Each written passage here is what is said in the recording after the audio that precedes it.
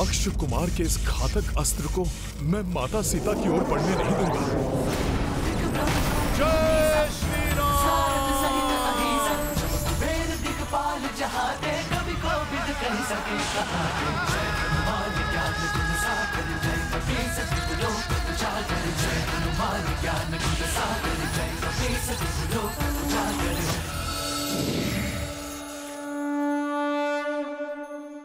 ये वानर तो अद्भुत है।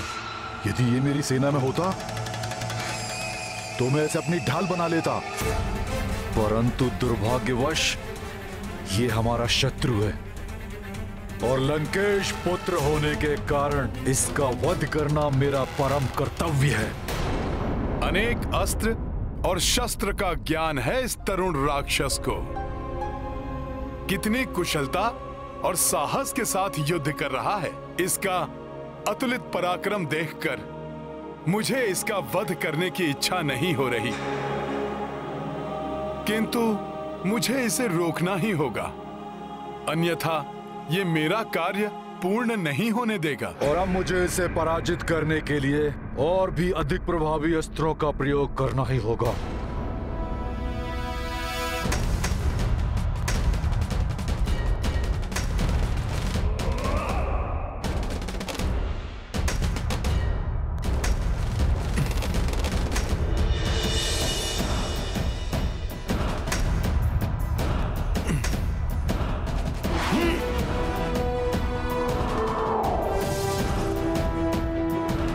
विद्युत समान वेग से मेरी ओर ही आ रहा है।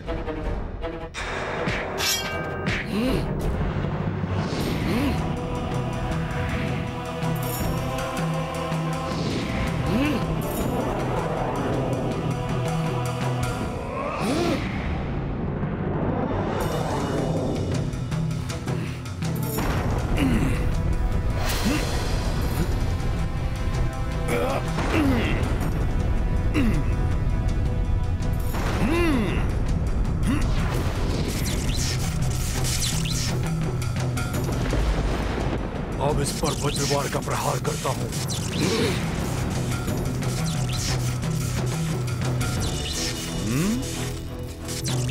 तुम बहुत ही पराक्रमी योद्धा हो अक्ष कुमार, परंतु श्री राम भक्त को रोकने का सामर्थ्य तुम में नहीं है।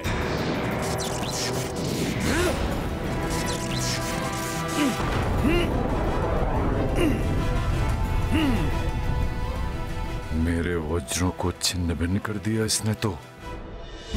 हमें पूरा विश्वास है कि किसी भी क्षण हमारा शूरवीर पुत्र आकर हमें वो सूचना देगा कि उसने विजय प्राप्त की है उस धूर्त वानर पर। उसकी आयु ही कितनी है अभी? एक किशोर के समान ही तो है वो। कहीं वो मायावी वानर मेरे पुत्र अक्ष को कोई क्षति ना पहुंचा दे।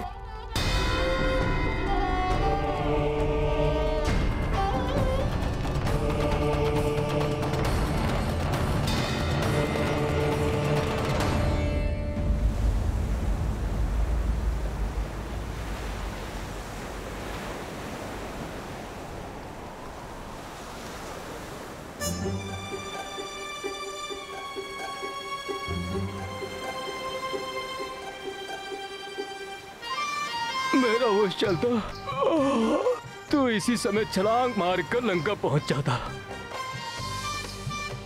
जाने किस स्थिति में होंगे वीर हनुमान।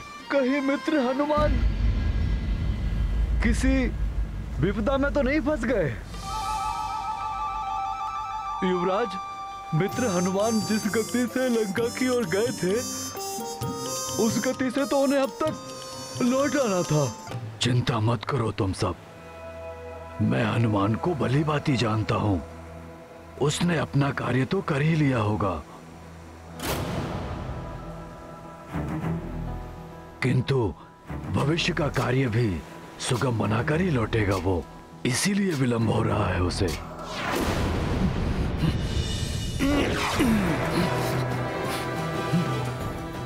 ये तो मेरी ओर आ रहा है, इसके प्रहार से मुझे बचना होगा।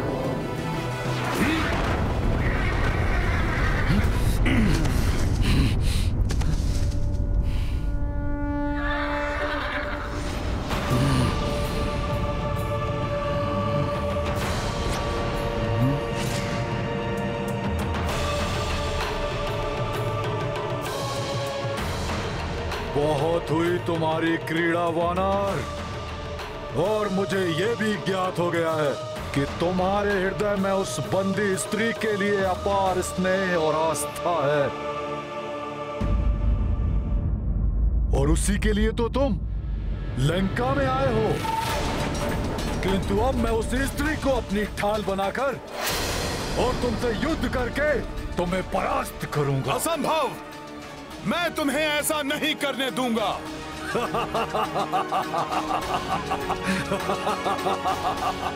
तुम कितना भी प्रयत्न कर लो, मुझे नहीं रोक पाओगे वानर।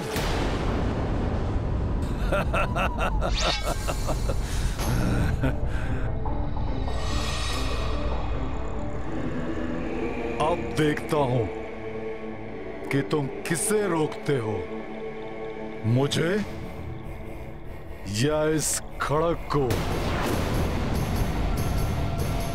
यदि ये खड़ग मुझसे पूर्व अपने लक्ष्य तक पहुंच गया तो उसका अंत होगा। यदि तुम इस खड़ग को रोकने में सफल हो गए तो मैं स्वयं उस स्त्री के पास पहुंचकर उसे अपनी ढाल बना लूंगा,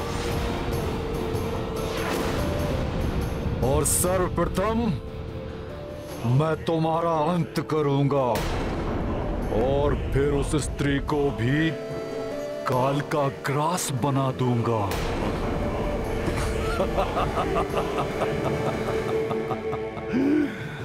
त्रुटि मेरी है। मैं ही भूल गया था कि जिसे मैं किशोर समझकर जीवन दान दे रहा था वो है तो एक राक्षस ही।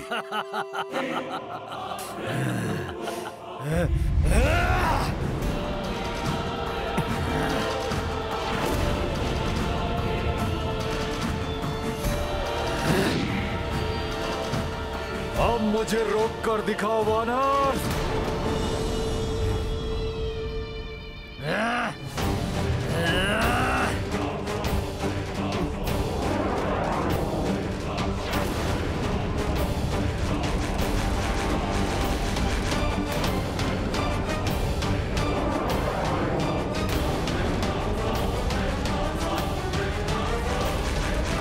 हनुमान को इसे और इसके खड़ग दोनों को ही माता सीता तक पहुंचने से रोकना होगा। किस विचार में खोए हो वानर? आओ रोको मुझे, रोको।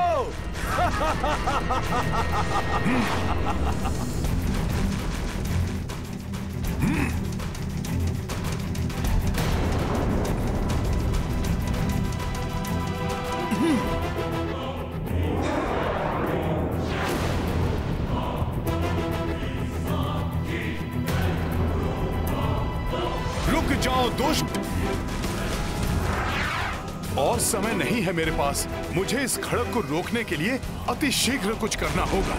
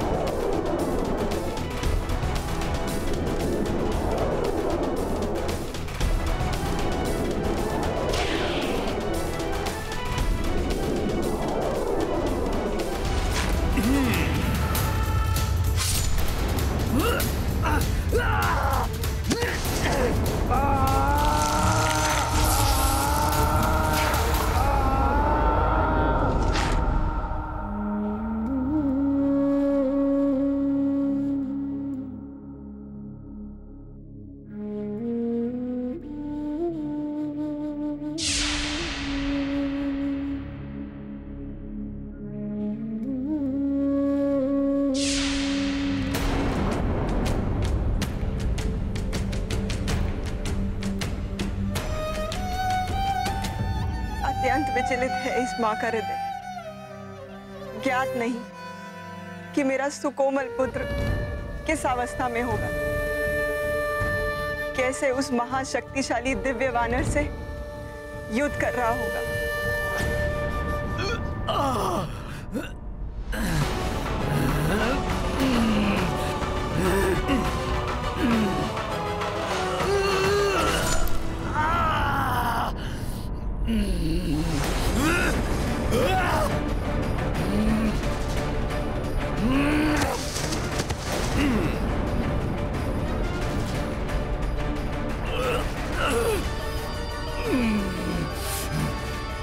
इतना दुस्साहस भी कैसे किया तुमने अक्षय कुमार? माता जानकी को क्षति पहुंचाने का वो विचार भी कैसे आया तुम्हारे मस्तिष्क में? ये अक्षम्य कृत्य किया है तुमने राक्षस कुमार। माता सीता पर वार कर तुमने मुझे तुम्हारा घात करने पर बाध्य कर दिया है। दुस्साहसी वानर, उद्दंडी, तुम्हारा इतना साहस! सर्वप्रथम तो तुम लंका में घुस आए और हमारी सुंदर वाटिका को नष्ट भ्रष्ट कर दिया, और अब तुम लंकेश पुत्र अक्षय कुमार को भयभीत करने का प्रयास कर रहे हो। अब जब तक मैं तुम्हारा और तुम्हारी इस माता के प्राणों का अंत नहीं कर दूंगा, शांत नहीं बैठूंगा। तुमने स्वयं अपने काल को आमंत्रित किया है राक्षस कुमार।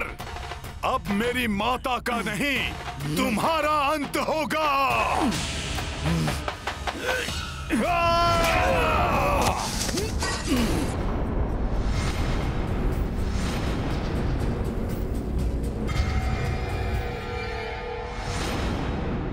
अक्षय कुमार मारी संहार, अक्षय कुमार मारी संहार, अक्षय कुमार मारी संहार, अक्षय कुमार मारी संहार, अक्षय कुमार मारी संहार, अक्षय कुमार मारी संहार, अक्षय कुमार मारी संहार, अक्षय कुमार मारी संहार, अक्षय कुमार मारी संहार, अक्षय कुमार मारी संहार, अक्षय कुमार मारी संहार।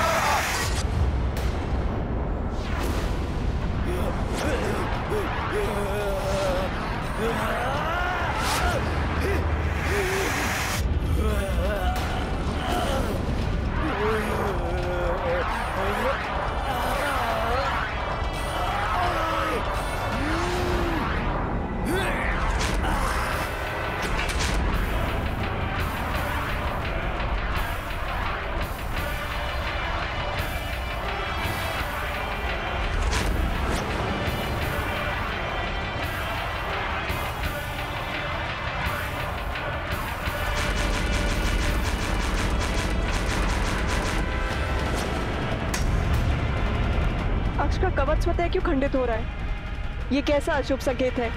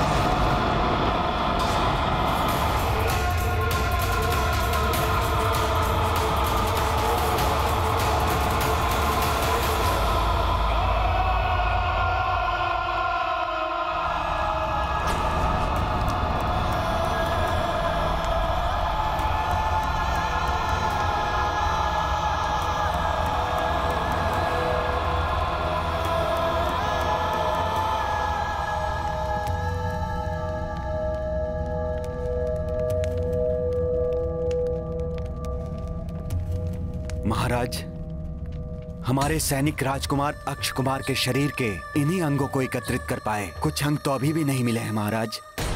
उस वानर ने बड़ी निर्ममता के साथ इनके शरीर को टुकड़ों टुकड़ों में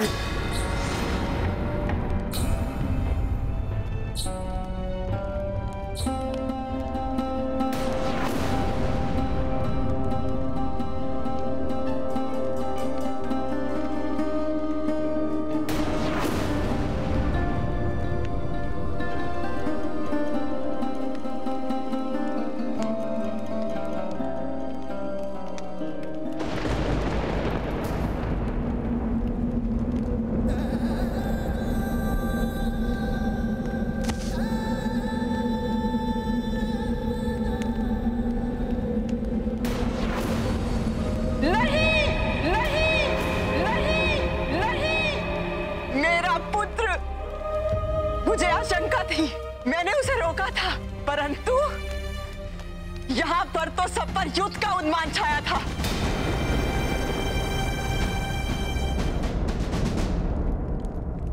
पुत्री मंदोदरी, अपने शोक पर नियंत्रण पाओ, अपने हृदय के दुख को शांत करो।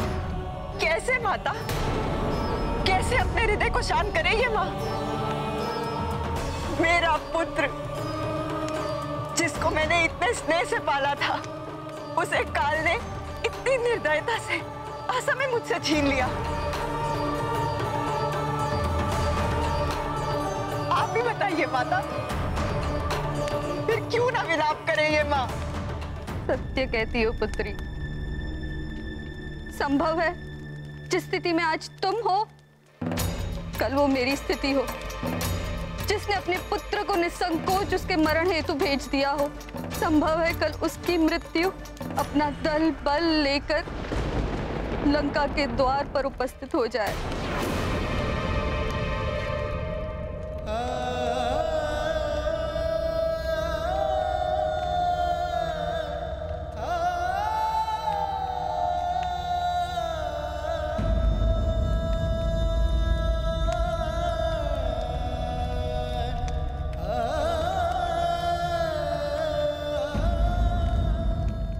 छीन लिया ना मुझसे मेरे पुत्र को आपने नाथ, दे दी ना उसकी आहुति, मिल गई अब आपके हृदय को शांति।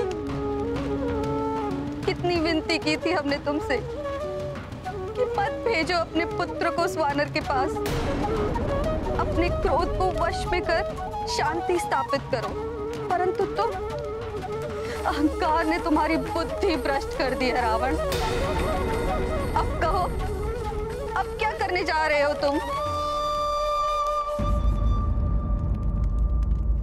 प्रहस्त हमारे शूरवीर पुत्र का, हमारे कनिष्ठ पुत्र का अंतिम संस्कार की उचित व्यवस्था करो। जी महाराज।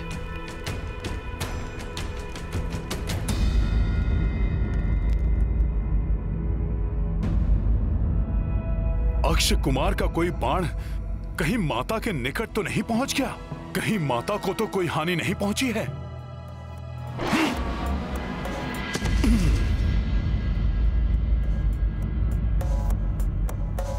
सब सुख लहै तुम्हारी सरना, तुम रक्षक। प्रभु के आशीष से माता पूर्ण सुरक्षित हैं। अक्ष का कोई बाण उन तक नहीं पहुंच सका। माता, अपने इस पुत्र को आशीर्वाद दीजिए कि मैं अपने उद्देश्य को अति शीघ्र पूर्ण कर अपने प्रभु श्री राम के निकट जा पहुंचूं और आपकी सूचना दे सकूं।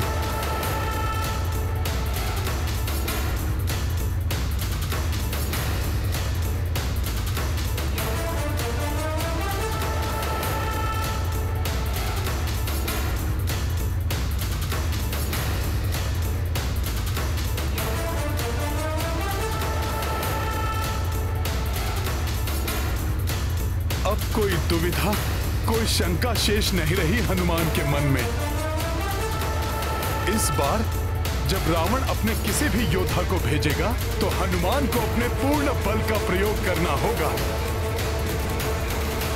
जिससे कि माता सीता को क्षति पहुंचने की कोई संभावना ही ना रहे।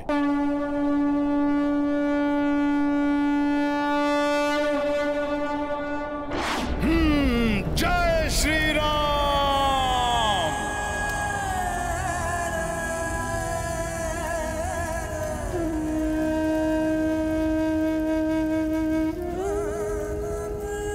काल के चक्र को तो कोई नहीं रोक सकता। गए हुए प्राण वापस नहीं लौटाए जा सकते। जो बीत गई सो बात गई नाथ, परंतु अपने वर्तमान के कर्मों से हम एक सुखद भविष्य का निर्माण अवश्य कर सकते हैं।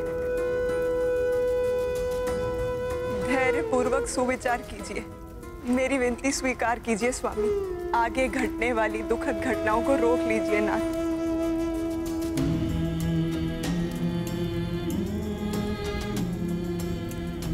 हाँ पुत्र रावण, इस प्रकार अपने हट के कारण अपने परिवार के साथ समूची राक्षस जाति को क्षतिग्रस्त मत होने दो पुत्र। अब आगे जो भी करो सोच विचार के पश्चात करो। जी हाँ माते, अब जो भी करूंगा सोच विचार करके ही अपनी भूल को सुधारूंगा। अर्थात आप देवी सीता को उनके पति के पास वापस भेजूंगा, अवश्य भेजूंगा, परंतु उस सीता को नहीं भेजूंगा तो अपने परम पराक्रमी महाबली पुत्र मेघनाथ को भेजूंगा।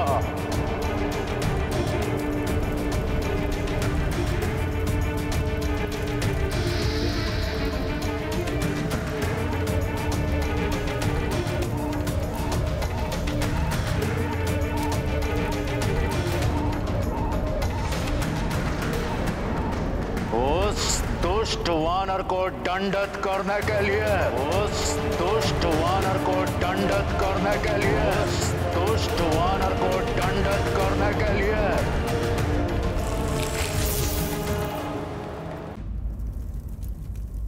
उस वानर को समझने में मुझसे भूल हुई। मुझे उसे पहले ही भेज देना चाहिए था, जिसके नाम से ही देवता थर थर आते हैं, जिसने युद्ध विक्रम में देवराज इंद्र को तक परास्त किया हो,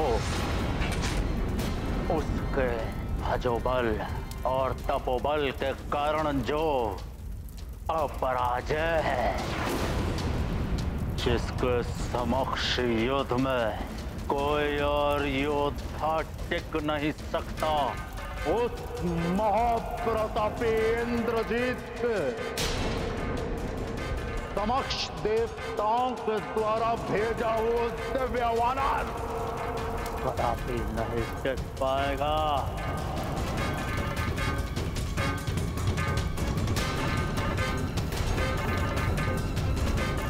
पुत्र इंद्रजीत, समय आ चुका है कि तुम अपना पुत्र धर्म निभाओ। जाओ और जाकर अपने पराक्रम से उस वानर पर विजय पाओ, परंतु स्मरण रहे वो हमें जीवित चाहिए। उसकी मृत्यु केवल हमारे हाथों होगी।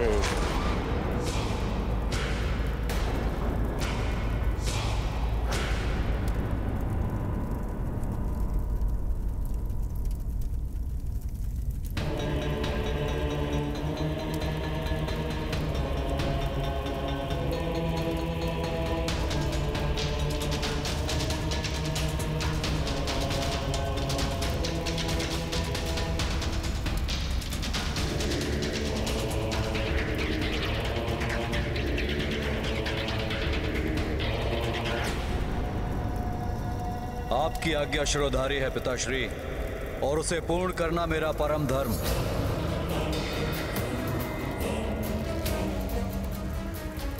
जिसने मेरे प्रिय भ्राता का वध किया है, अब उसका अंत अनिवार्य है, अनिवार्य है, अनिवार्य है, अनिवार्य है।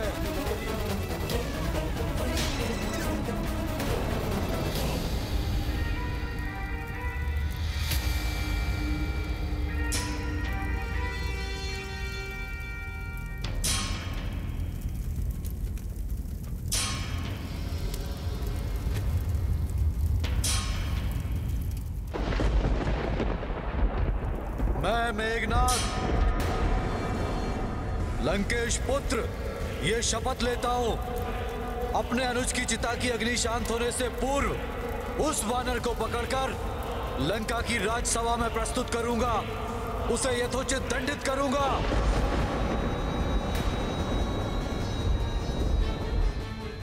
यदि मैं उसे यथोचित दंडित नहीं कर पाया तो अपने आप को इसी स्थान, इसी अग्नि में भेंट कर दूंगा, स्वयं को भस्म कर लूंगा,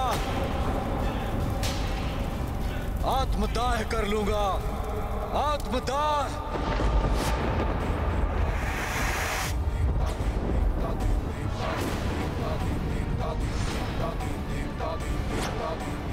उस प्रचंड महाबली योद्धा जिसके रण कौशल के समक्ष समस्त देवता, यहां तक कि मैं देवराज इंद्र भी नहीं टिक सका। हनुमान कैसे युद्ध करेगा उसके सामने?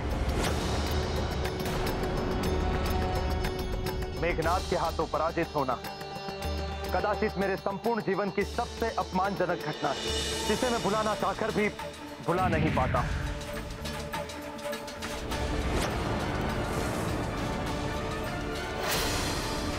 सभी देवताओं को बंदी बना चुका हूं मैं। त्रिलोक कांप उठे हैं मेरे नाद से। मेघनाद हूं मैं। मुझसे युद्ध का परिणाम केवल तुम्हारी पराजय है देवराजेंद्र।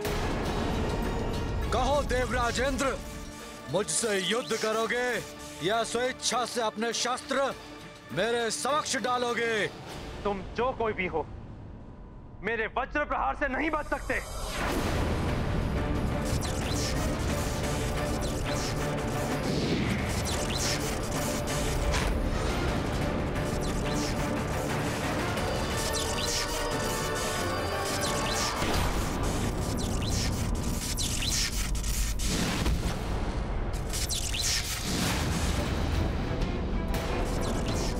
देवराज इंद्र, तुम्हारा वज्र भी तुम्हें बचा नहीं सका।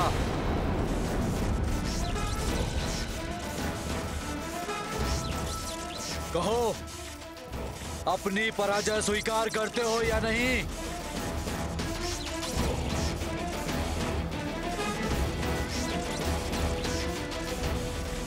हाँ, मेघनाद अत्यंत शक्तिशाली और भयंकर है, परंतु उसकी सबसे बड़ी शक्ति है उसकी माया। संपूर्ण सृष्टि में इससे अधिक मायावी शक्तिशाली योद्धा कोई नहीं।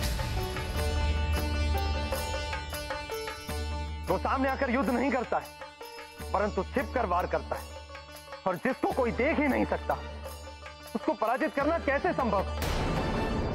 इसके पूर्व कि मेघनाद उनको लेने उनके निकट पहुंचे, हनुमान को लंका छोड़कर चले जाना चाहिए।